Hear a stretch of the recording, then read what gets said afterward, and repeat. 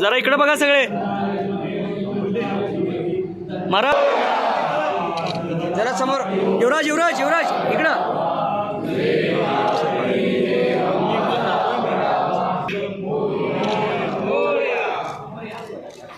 मोरया. दरवर्षीप्रमाणे यंदाच्या उत्सवाची सुरुवात आज झालेली आहे. सांगलीकरांच्यासाठी गणपती उत्सवाची सुरुवात आजपासून सुरू झाली आहे.